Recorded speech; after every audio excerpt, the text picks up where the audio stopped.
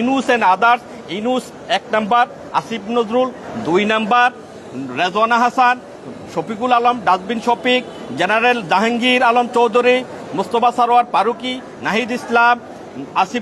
আসিফ মাহমুদ, সজীব ভুঁইয়া, মাহফুজ আলম, আক্তার হোসেন, হাসনাত আবদুল্লাহ, হান্নান মাসুদ, সাদ্দিস আলম, সামন্ত শর্মা, নুসরাত তাবাসুম, ডাক্তার তাসমিন জারা, নাসিরউদ্দিন পাটোয়ারি, আরিফুল ইসলাম আবিদ, সালেউদ্দিন সিফাত সহ মোট 27 জনের বিরুদ্ধে এবং অজ্ঞাত আছে 3 থেকে 5,000 আর টেরোরিস্ট অ্যান্ড টেরোরিজমরা সেই দিনে বাঙালি জাতির এই ঐতিহ্যবাহী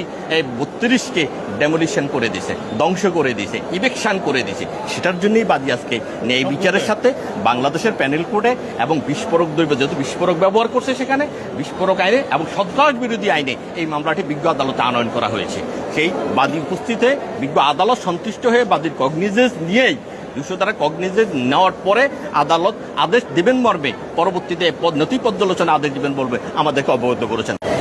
এই মামলাটা ধানমন্ডি 32 বাঙালি জাতির ইতিহাস, ঐতিহ্য, সংস্কৃতির সাথে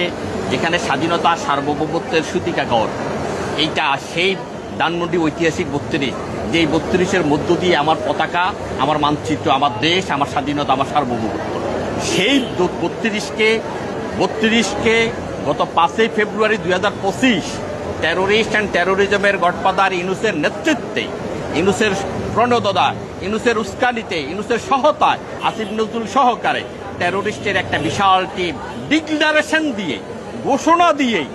এই 32কে অগ্নিসংযোগ করে অ্যাবলিশন করে দেয় বোল্ডোজার দিয়ে। এইটা স্বাধীনতার পরাজিত শক্তিদের চরিত্র।